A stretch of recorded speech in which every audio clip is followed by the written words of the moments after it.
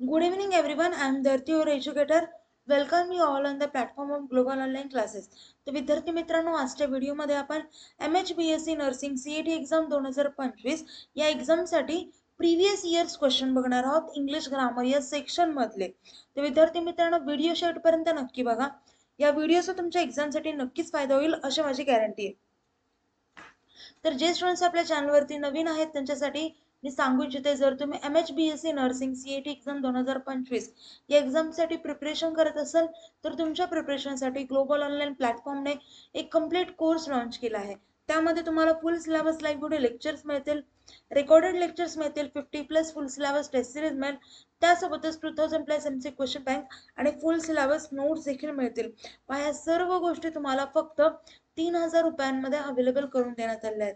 अजून काही कोर्स बद्दल माहिती हवी असेल किंवा कुठल्याही प्रकारचे डाऊट्स असतील तर मी स्क्रीनवरती 2 नंबर दिला आहेत, त्या नंबरवरती तुम्ही कॉन्टॅक्ट देखील करू शकता.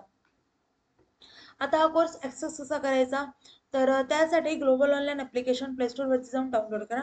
पहा, ब्लॅक आणि येल्लो या कॉम्बिनेशन मध्ये आपल्या ऍपचा लोगो असेल. त्यानंतर ऍप्लिकेशन ओपन करा. ऍप्लिकेशन ओपन केल्यानंतर नाव आणि नंबर एंटर केल्यानंतर तुम्हाला असं इंटरफेस मिळेल. इंटरफेसच्या पहा डाऊनवर्ड साईडला स्टोअर असा आयकॉन असेल, त्यावरती क्लिक करा. त्यावरती क्लिक केल्यानंतर तुम्हाला कोर्सेसचं पेज ओपन होईल. कोर्सेसच्या पेजच्या सर्च बॉक्समध्ये काय टाईप करायचं, आपला कोर्सचं नाव काय आहे तर BSc नर्सिंग असं टाईप केल्यानंतर लगेच तुम्हाला खाली BSc नर्सिंग CET एक्झामचा कोर्स दिसेल. तो कोर्स ओपन करा आणि तो कोर्स एनरोल करा. एकदा का तुम्ही तो कोर्स एनरोल केला त्यानंतर कोर्सेसच्या सर्व गोष्टी तुम्हाला ऍक्सेस होतील. आता पहा, फर्स्ट क्वेश्चन आहे आपल्याकडे. आपल्याला पॅरेग्राफ दिलाय पहा. तर या पॅरेग्राफ बेसवरती काही क्वेश्चन्स दिलेत. तर त्या क्वेश्चन्सचे या पॅरेग्राफ मधून आन्सर फाइंड आउट करायचे. ओके, पहा फर्स्ट क्वेश्चन आहे, the global tiger forum comprises, options आहेत America and European union, B all countries of the united nations, C countries which have tigers, D national geographic and world wild life fund. Okay, तर आता पहा विद्यार्थी मित्रांनो, paragraph कडे चला. मी काय आता पूर्ण पॅरेग्राफ तुम्हाला वाचून दाखवणार नाहीये, फक्त तुम्हाला सांगेल की आन्सर कुठे आहे याचं. Okay, weight weight. ओके, हा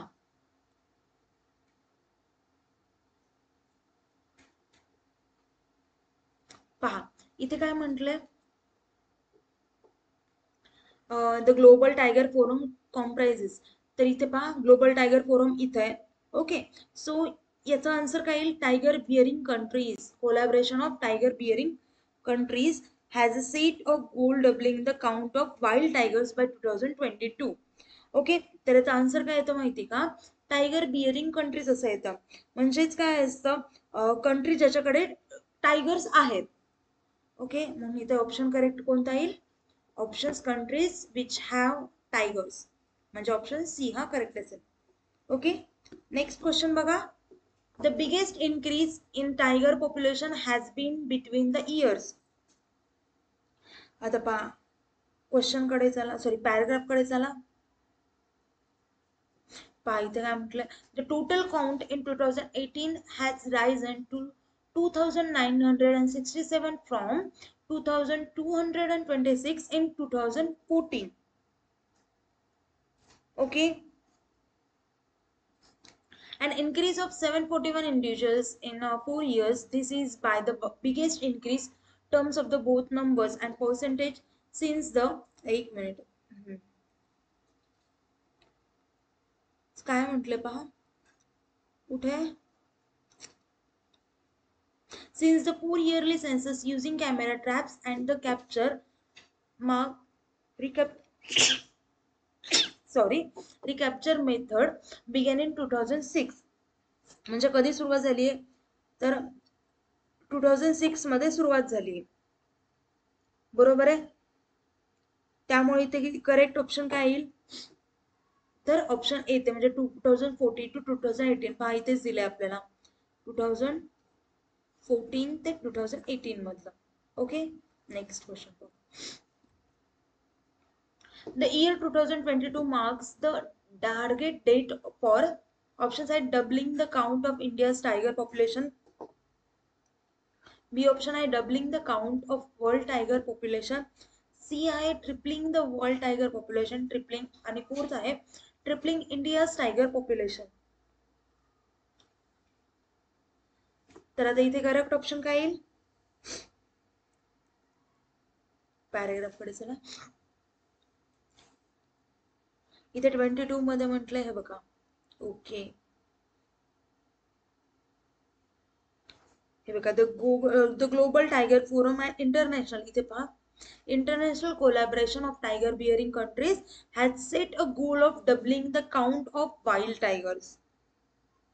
काय काय गोल सेट केलंय? Doubling the count of wild tigers. So इथे करेक्ट ऑप्शन काय येईल?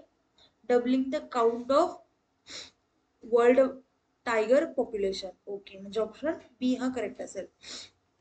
नेक्स्ट क्वेश्चन पाहू. The 2018 census on the big cat has been the most reliable because options आहेत पहा. It photographed 1540 tigers.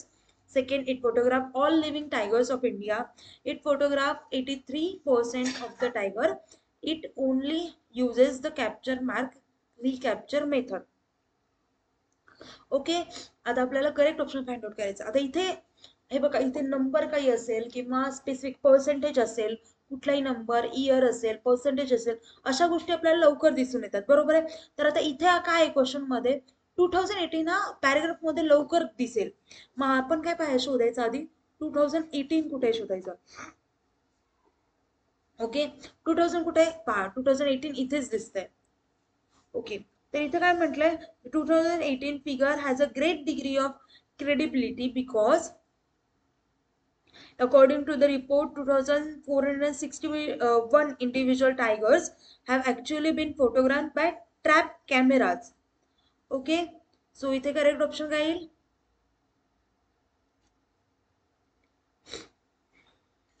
काय येईल आता इथे करेक्ट ऑप्शन्स?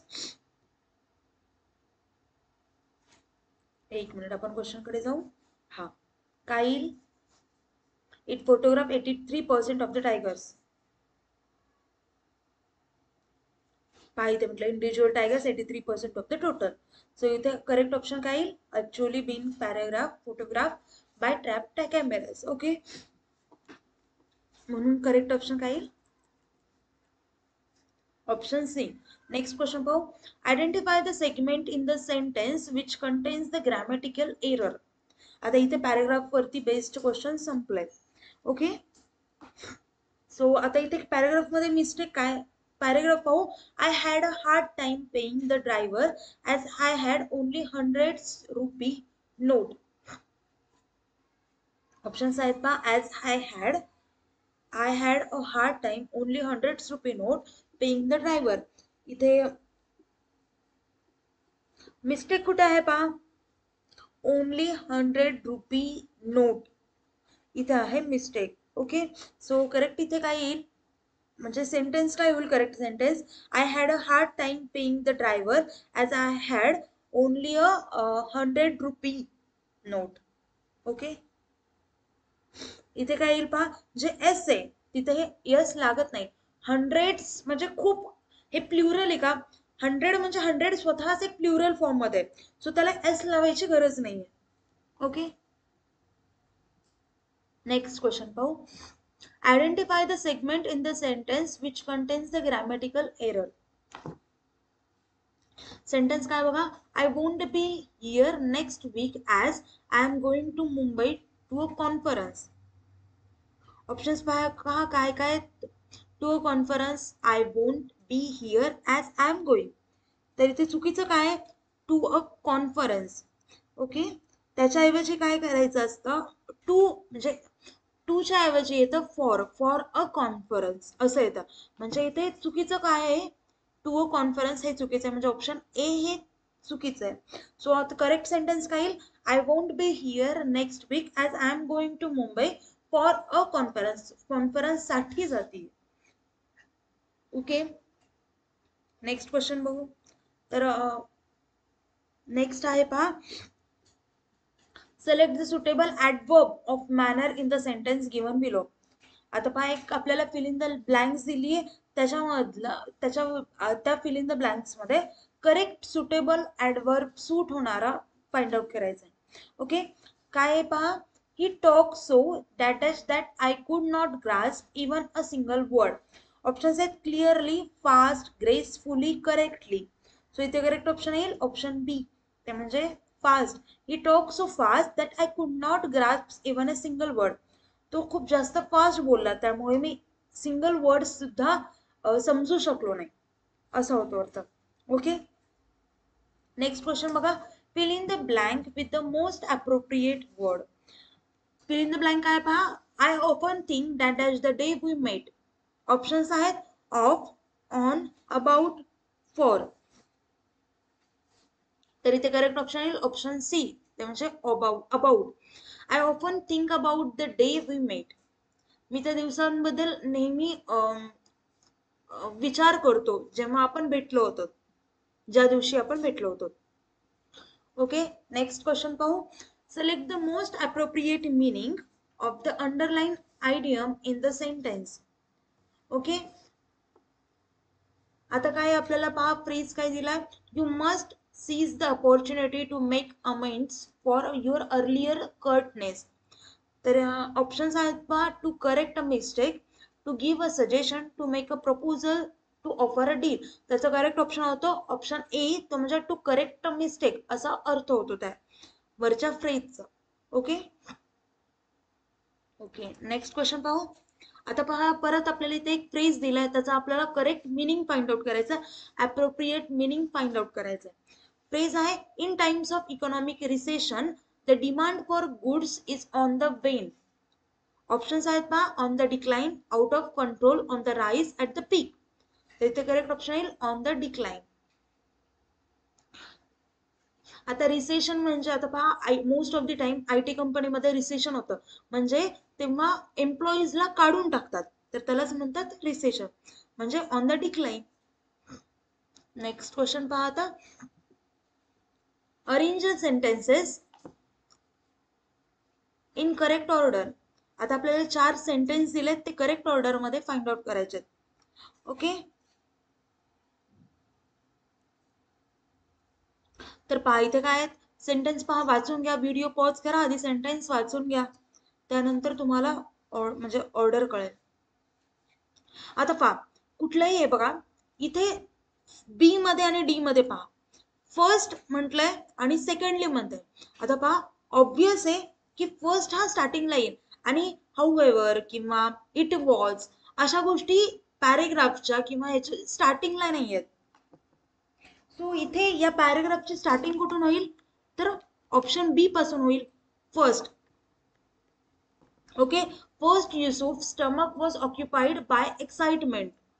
ओके, नंतर त्याच्याबद्दलच विचारलं, त्याच्याबद्दलच बोललं असतील, बरोबर आहे. म्हणजे पहा, फर्स्ट ए ऑप्शन मध्ये पहा, ए सेंटेन्स मध्ये पहा, however Yusuf comfort himself by imagining the hotel food in store for him the next day. Okay, म्हणजे बी ए येईल पहिल्या नंबर वरती, नंतर येईल ए. नंतर काय पहा, नंतर काय येईल secondly, the mother was on one of her health trips and had prepare sprouted beans and yogurt.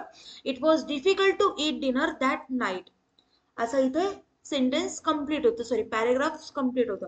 म्हणजे काय येईल, पहिलं बी येईल, नंतर ए, नंतर डी आणि नंतर सी. सो इथे असं कोणतं ऑप्शन आहे, तो ऑप्शन ए हा तशा ऑर्डर मध्ये आहे. सो इथे करेक्ट ऑप्शन येईल ए. आता पहा, या पॅरेग्राफचा या क्वेश्चनचा स्क्रीनशॉट काढून घ्या आणि ॲज अ होमवर्क हा क्वेश्चन सॉल्व करा. ओके, ओके, चलो. आता हा एक लास्ट आहे आपल्याला फिल इन द ब्लँक्स पहा, she dash her daughter to school before she goes to work. Options आहेत takes, has taken, took, taking. तर इथे करेक्ट ऑप्शन येईल ऑप्शन ए, ते म्हणजे takes. She takes her daughter to school before she goes to work.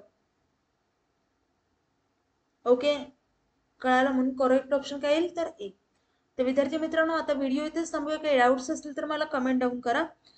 Video आवडला असेल तर व्हिडिओला लाईक करा आणि अजून कोणते टॉपिक आणायचे किंवा काही इम्प्रूव्हमेंट करायचे असेल व्हिडिओमध्ये तर ते सुद्धा कमेंट डाऊन करू शकता. ओके, तर व्हिडिओ इथेच थांबूया. Thank you. Have a nice day. Bye.